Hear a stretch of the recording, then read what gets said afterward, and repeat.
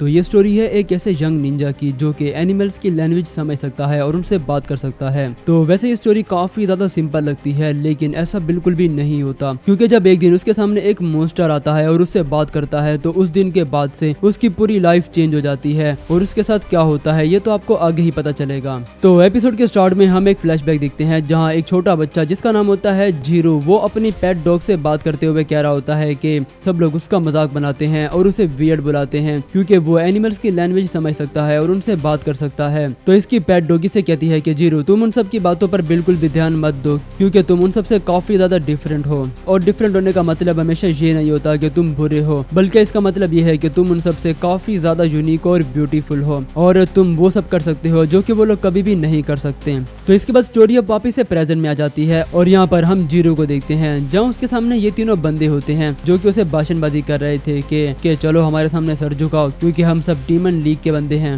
और ये सारा एरिया हमारा है और हम यहाँ पर सबसे ज्यादा पावरफुल हैं। तो इस पर जीरो इनका मजाक बनाते हुए कहता है कि अरे इसका क्या फायदा क्योंकि तुम सबके पास तो कोई पावर ही नहीं है और तुम सब और कुछ नहीं बल्कि बस लूजर हो। जिस वजह से भैया अभी जीरो पर काफी ज्यादा गुस्सा आ जाता है और ये इस पर अटैक कर देते हैं। लेकिन क्योंकि जीरो निंजा टेक्निक्स जानता है तो वो इन तीनों की बहुत ज्यादा बुरी तरह से धुलाई करता है और ये तीनों यहाँ से भाग जाते हैं। तो इसके बाद अब यहाँ पर एक कैट और एक क्रो आकर जीरो को थैंक्स बोलते हैं क्योंकि वो तीनों बंदे इन्हें रोज परेशान करते थे और जीरो ने इन्हें अच्छा सबक सिखाया है। तो अब जीरो भी यहाँ से चला जाता है और हम देखते हैं कि वो अपने डोजो आया होता है जहाँ पर वो अपने निंजा टेक्निक्स की ट्रेनिंग करता है। उसका जो मास्टर होता है ना भाई, जिसका नाम होता है तोशिमासा, वो भाई जीरो पर काफी ज्यादा जोर से चिल्लाने लगता है कि तुम्हें मैंने कितनी बार समझाया है ना कि खुद को फिजूल की लड़ाई झगड़ों से दूर रखा करो, तो तभी मैं तुम्हें वो महान आर्ट ऑफ शिनोबी वाली टेक्निक सिखाऊंगा वरना नहीं। तो जीरो कहता है कि अरे तुम बस वैसे बोलते रहते हो, कभी भी सिखाते नहीं हो। तो इस वजह से भाई मास्टर को काफी ज्यादा गुस्सा आ जाता है और वो जीरो पर कुछ कुनाई से अटैक कर देता है जिसे जीरो बड़ी आसानी से डॉज कर लेता है। खैर तो अब तोशिमासा जीरो को एक बहुत ही पुरानी कटाना देते हुए कहता है कि ये कटाना आजुमा फैमिली की सदियों से चली आ रही शिनोबी कटाना है और जिसे आजुमा फैमिली के महान शिनोबी यूज किया करते थे और अब से मैं ये कटाना तुम्हें दे रहा हूँ, तुम इसे यूज करो और साबित करो कि तुम भी एक असली आजुमा की तरह ही बन सकते हो, ना कि किसी अरे गहरे सड़क छाप की तरह। लेकिन भाई जीरो यहाँ पर इसका मजाक बनाते हुए कहता है कि मुझे तो नहीं लगता कि ये कोई असली कटाना होगी, इसकी तो धार भी नहीं लग सकती।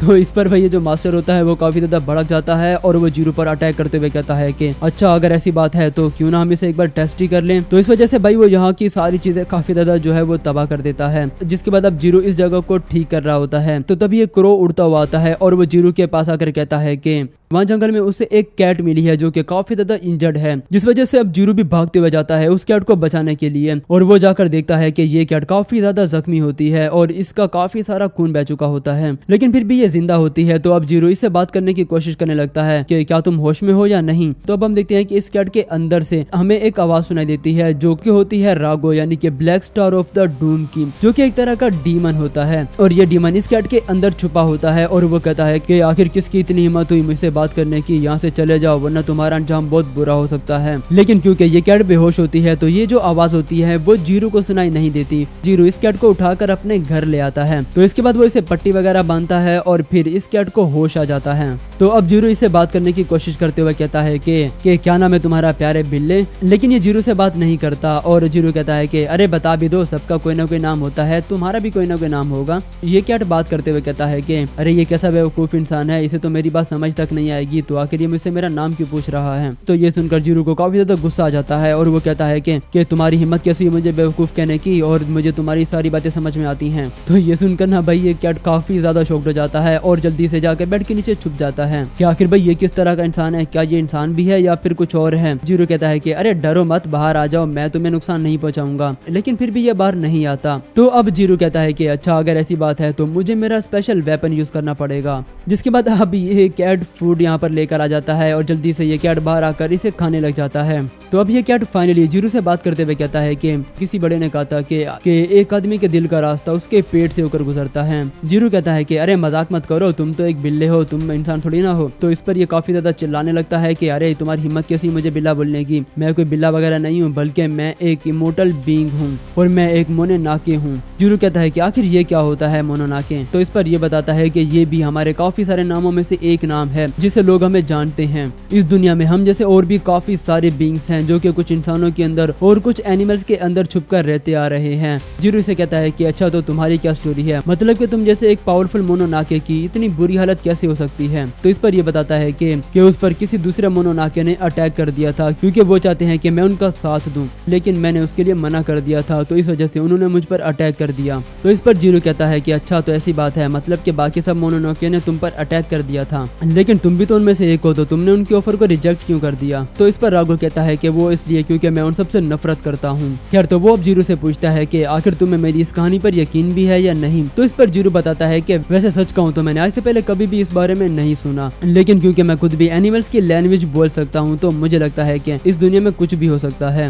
तो इसके बाद अब हम इस लड़की को देखते हैं जिसका नाम होता है शिबा, और ये भी यहाँ पर राघव को ढूंढ रही होती है, और वो उसी जगह खड़ी होती है जहाँ पर राघव बेहोश हुआ था, जो देख के ये सब कुछ समझ आती है कि राघव को किसी ने रेस्क्यू कर लिया होगा, और वो अब ये सब किसी और को फोन पर भी बता देती है। और साथ ही हम यहाँ पर एक सस्पिशियस बंदे को भी देखते हैं जो कि इन सब पर नजर रखे हुए होता है। जिसके बाद अब हम फिर से इन दोनों को देखते हैं जहाँ जीरो अब राघव को नहला रहा होता है और उसे बताता है कि जब वो छोटा था तो सब लोग उसका मजाक बनाते थे और उसे बुली करते थे, क्योंकि वो एनिमल्स की लैंग्वेज बोल सकता है और उन्हें समझ सकता है। तो इस वजह से जब भी वो लोग उसे बुली करते थे तो वो भागता भागता अपनी पेट डॉग के पास आता था और उसे नहलाता था और उसे बातें करता था, जिस वजह से उसे काफी अच्छा फील होता था। खैर, तो इसके बाद अब हम रात का सीन देखते हैं जहाँ राघव अब यहाँ से जाने लगता है और कहता है कि बच्चे तुम बहुत अच्छे हो, लेकिन अब मुझे यहाँ से जाना होगा। लेकिन तभी जीरो भी काफी ज्यादा स्पीड से इसके पीछे आकर बैठ जाता है और कहता है कि आखिर तुम कहाँ जा रहे हो और तुम्हारी कंडीशन अभी तक ऐसी नहीं है कि तुम कहीं जा सको। जो देख राघव भी काफी ज्यादा शौक हो जाता है कि भाई आखिर ये इतनी स्पीड से मेरे पीछे कैसे आ गया है। खैर, तो अब राघव इस पर काफी ज्यादा गुस्सा करने लगता है और कहता है कि तुम्हारा इसे कोई भी लेना देना नहीं है, मैं जहाँ भी जाऊँ। लेकिन जीरो यहाँ कहता है कि लेकिन ये मत भूलो कि मैंने ही तुम्हारी जान बचाई है। तो इस पर राघव कहता है कि मैंने तुमसे कोई भी हेल्प नहीं मांगी थी, तुमने अपनी मर्जी से मेरी हेल्प की थी, तो मेरे काम में टांग अड़ाने की जरूरत नहीं है।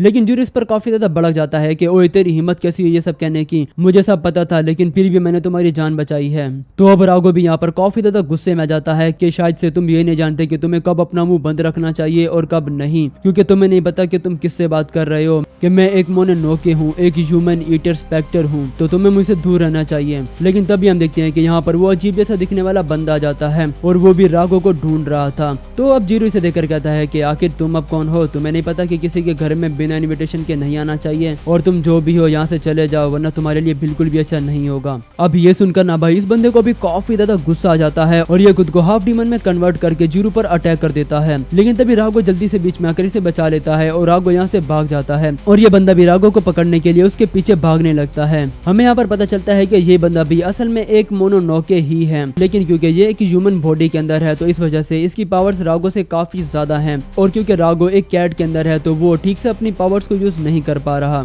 तो ये बंदा राघव से कहता है कि तुम्हारे लिए अच्छा यही होगा कि तुम मेरे साथ चलो और हमारे साथ मिलकर बाकी सभी मोनोनोके की हेल्प करो। पर राघव कहता है कि मुझे पता है कि तुम्हारी नजर मेरी पावर्स पर है और अगर तुम्हें मेरी पावर्स चाहिए तो आओ मुझसे लेकर दिखाओ। तो अब ये दोनों एक दूसरे पर अटैक कर देते हैं, लेकिन तभी जीरो बीच में आकर अपनी कटाना से इस पर अटैक कर देता है और इस बंदे के हाथ को इंजर्ड कर देता है। जो देखकर भाई अब राघव जीरो पर चिल्लाने लगता है कि तुम्हें पता भी है तुम क्या कर रहे हो, तुम्हारे लिए ये जगह बिल्कुल भी सेफ नहीं है और तुम्हें यहाँ से भाग जाना चाहिए। लेकिन इस पर जीरो कहता है कि मुझे सब पता है कि मैं क्या कर रहा हूँ और मैंने तुम्हारी जान बस इसलिए नहीं बचाई थी कि मैं तुम्हें दोबारा से मरने के लिए छोड़ दूं। तो अब ये बंदा जो होता है वो अपनी फुल मॉन्स्टर वाली फॉर्म में ट्रांसफॉर्म हो जाता है, जो कि भाई दिखने में भी काफी ज्यादा खतरनाक लग रही होती है। और सच बताऊं ना तो इस एनिमे का जो एनिमेशन है ना भाई वो भी एकदम नेक्स्ट लेवल का है। खैर, तो अब ये बंदा जीरो पर अटैक कर देता है, लेकिन जीरो इसके अटैक को डॉज करके इसके पीछे आ जाता है और अपने कटाना से इस पर अटैक करने की कोशिश करने लगता है। लेकिन तभी ये मॉन्स्टर काफी ज्यादा स्पीड से भाई इसकी पीठ में अपना नाखून घुसाकर इसे वहीं पर मार देता है और फिर इसे उठाकर दूर फेंक देता है। जिसके बाद अब राघव जो होता है वो जीरो के पास आकर खड़ा हो जाता है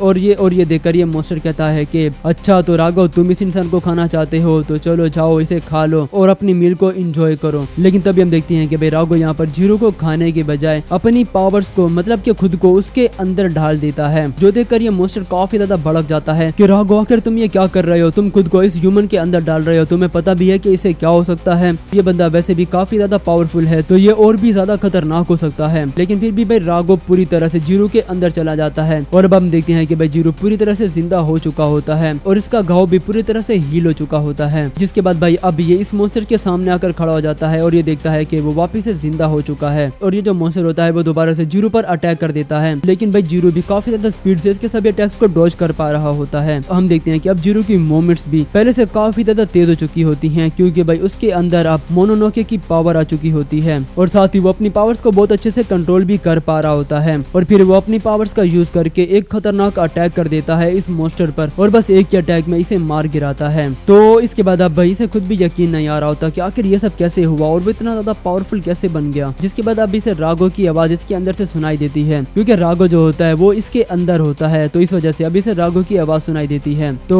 ये उससे बात कर ही रहा होता है कि तभी हम देखते हैं कि एक लड़की इसके पीछे आकर इसकी गर्दन पर अपनी सोट रख देती है और ये बंदा भी जीरो के सामने आकर खड़ा हो जाता है और कहता है कि हम तुम्हें यहाँ पर अपनी कस्टडी में लेने आए हैं। और फिर ये लड़की अपनी सोट को सीधा इसके सर पर दे मारती है, जिस वजह से जीरो यहाँ पर बेहोश हो जाता है और यहाँ पर एपिसोड भी खत्म हो जाता है। तो आप लोग मुझे कमेंट में जरूर बताना कि आप लोगों को ये नए एनीमे कैसे लगे।